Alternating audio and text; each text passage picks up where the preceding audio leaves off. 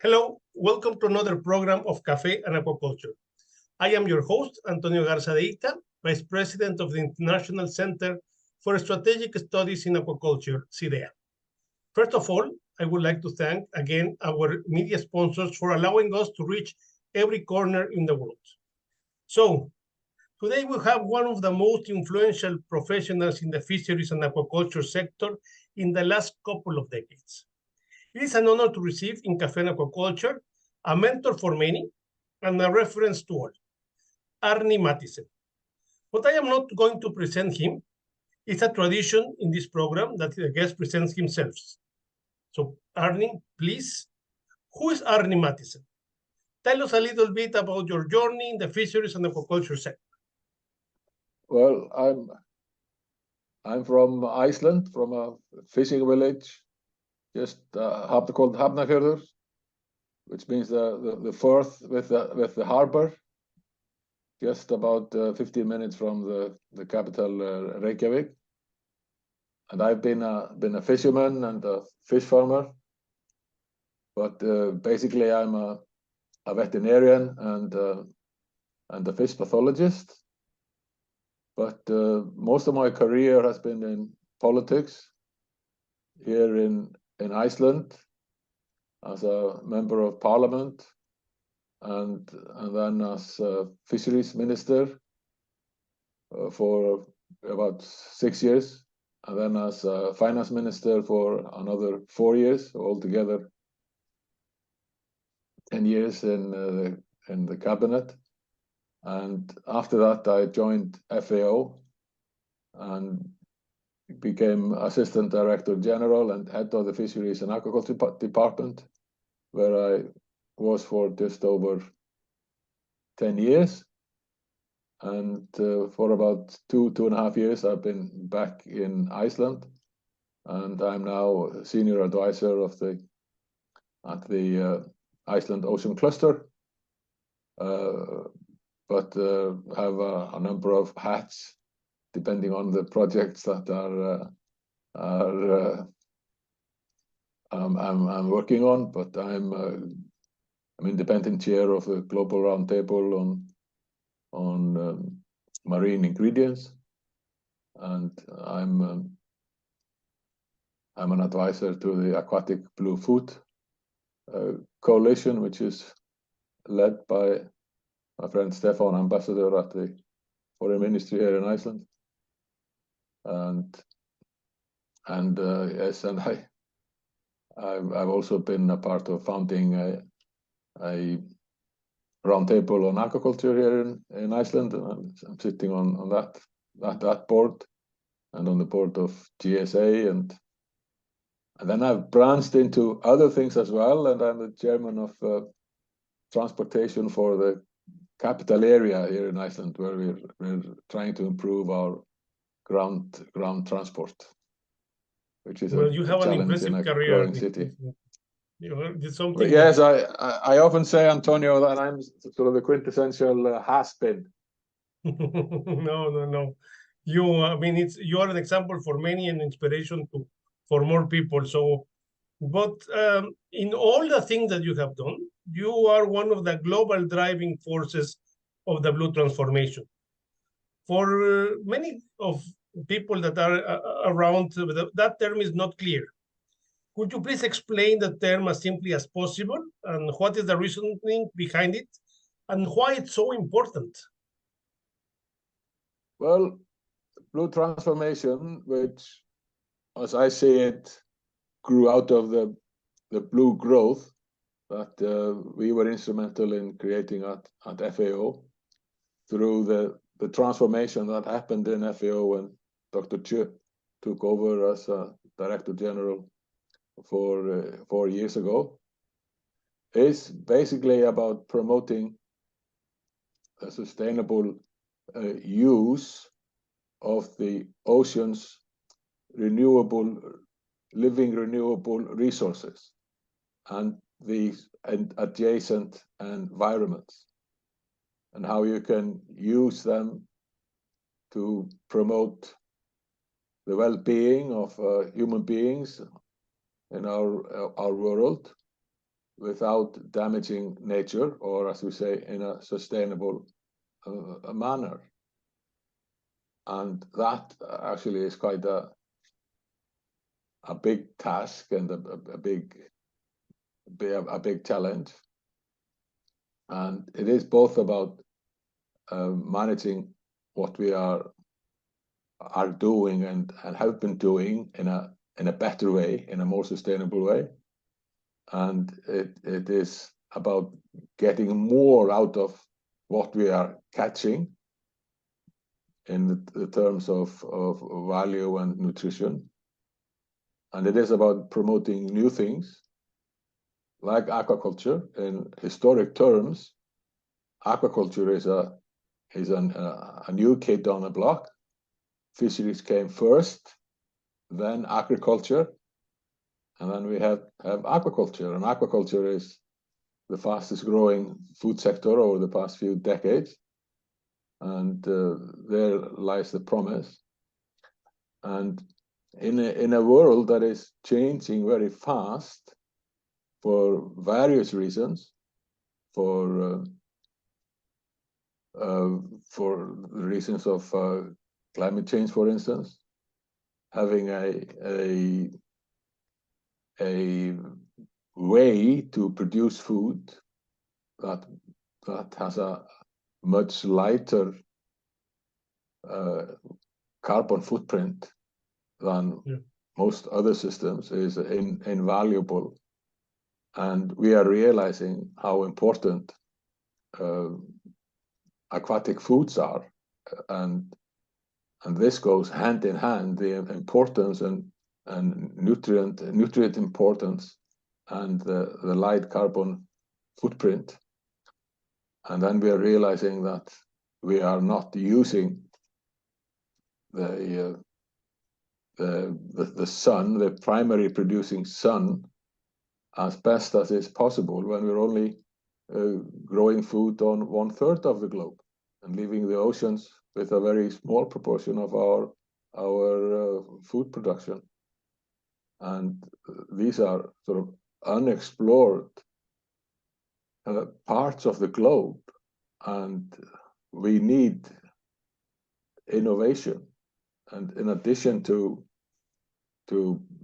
managing better, producing better, getting more nutrition out of it, then we can get all kinds of other things that we can't even imagine through innovation and exploration of the oceans. So basically, the sky's the limit, Antonio. It is actually. As head of fisheries and aquaculture in FAO for more than 10 years, you may have one of the broadest perspectives of the aquaculture sector. What was the most challenging experience that you experienced and the biggest lesson you learned? Well, it's easier with the challenge. Okay. The biggest challenge always is the raising of resources. Okay. And yes, this is what I experienced at FAO. That yes, but then raising of resources is also sort of relative from one sort of sector to another. It was much easier to raise resources to improve fisheries management and things that related then to improve the natural environment and to climate change. That was much easier than it was to raise resources for aquaculture. And somehow, probably because it is a production system, it did not find the same kind of favor with donors as improving fisheries management to improve the environment found. So in a way, we were then prioritizing nature over the poor communities that need more and more nutritious food than they get today. And this is also, and I see now when I'm out of FAO, and I'm still working on issues like this and trying to raise money for aquaculture projects, and not just here in the north in Iceland. There are other people that are much better at doing that in the environment here than I am. But in the global south, you see that there is competition for other producing systems, and with producing systems that have a much heavier carbon footprint than the fisheries have, or the aquaculture has, and are not as nutritionally beneficial as the aquaculture products are. Hopefully, it's opening up.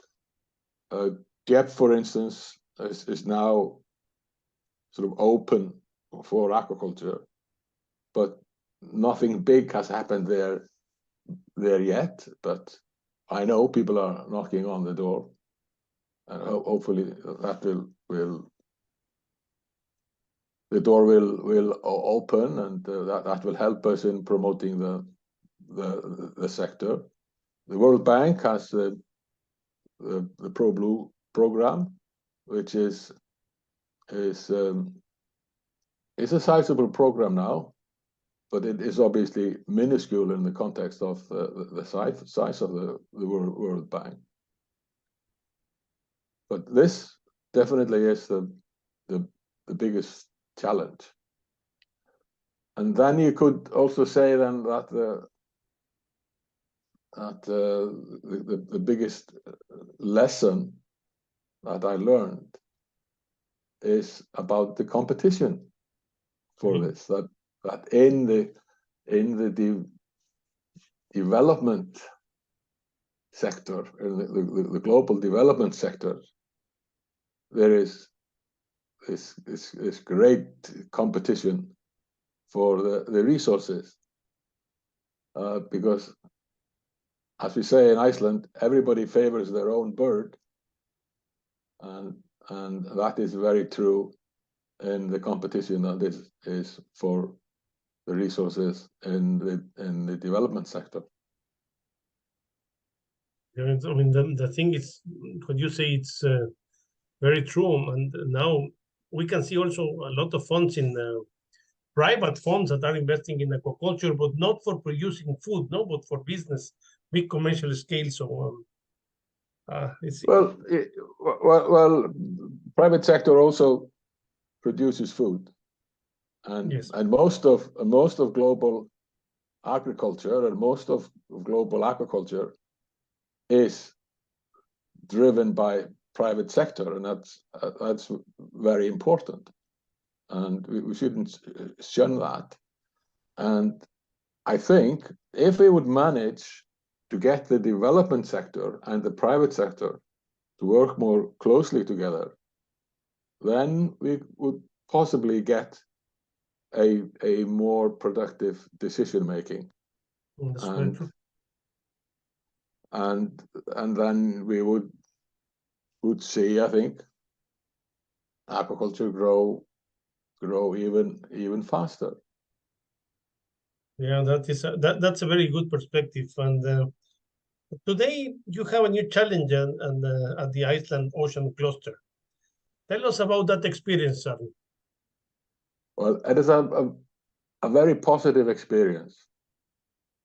The cluster was founded by a very good longtime friend of mine, Thor Sigfússon, who is a true visionary, and he sort of spotted that within the fisheries and aquaculture sector, there was sort of less cooperation between companies and individuals than in other sectors.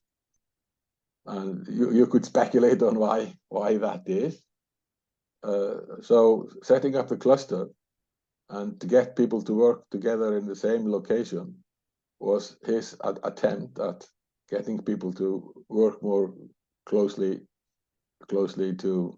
together, and it has worked brilliantly, and the cluster is now about 15 years old, and there is a very dynamic environment there, and many good products that have sort of come out of it. And the most ambitious one is the 100% cod project, which is about greater utilization of the catch, and is very much in line with a project I started when I was Fisheries Minister, about increasing the value of the catch. And we believe now that we are utilizing 98% of the cod, or potentially utilizing 98% of the cod for various purposes. And we're not stopping there, because we see possibilities of increasing the value of these 98%. Still, a part of it goes for animal feeds, although most of it goes for a high-end food sector. But then there is a factor increase in the value when you move further along the value chain through sort of marked foods that sort of special purpose foods linked to sports and health, and you go through nutraceuticals and pharmaceuticals and to what's it called, beauty creams and things like that you can produce from marine resources. And we have a very good selection of these kind of companies and their products on display at the cluster. But we have also noticed that in aquaculture, there is not the same amount of utilization as there is in the cod, for instance, and that a lot is still wasted in salmon farming, for instance. And we would very much like to set up a sister project for the salmon, for 100% salmon. But probably that needs cooperation with the restaurant industry, because we notice that a lot of the waste happens there, because they get the whole salmon and they then cut out the steaks there in the kitchen, and you get a very, very fresh product. But unfortunately, a portion of the fish is then sort of pushed to the side and goes to waste, which could be used and utilized for creating even further value. But this is a luxury problem which we will, I'm sure, definitely solve in the end.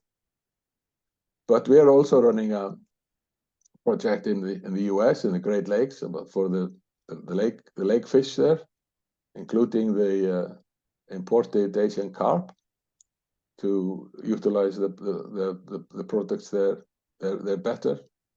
And we have been working in the Pacific and advising our friends there on how to utilize for the tuna.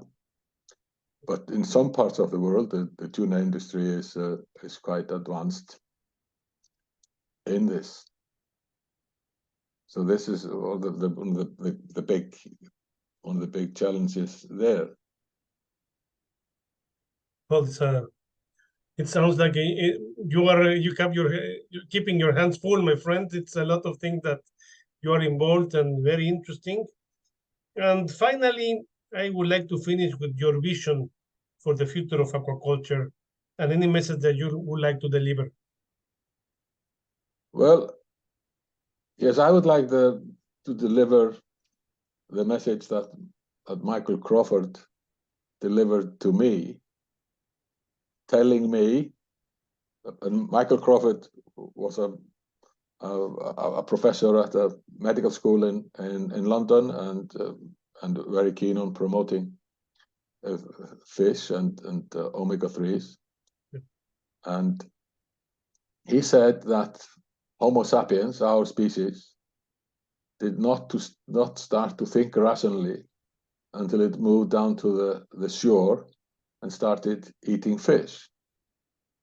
And that the future of mankind relies on mankind keeping on eating fish to keep the brain ticking, because basically the brain matter is made out of omega-3s. So they are absolutely necessary for Homo sapiens to solve the future problems that we face. I remember meeting Professor Crawford. It was an honor with and he delivered that message. It was amazing. Well, to tell you the truth, I think the future of aquaculture is promising, and I think that we will keep asking you and for advice whenever we get stuck in many things. You have always been a great mentor for many, including me, and I would like to thank you in the name of everybody that you have helped through your career, and wish you the best in this new challenge. And I'm sure that you will perform amazingly well as everywhere you have been. And thank you for everybody that's looking to the program in every corner of the world, and looking forward to listening more about Árni Mathiesen. Thank you, Antonio.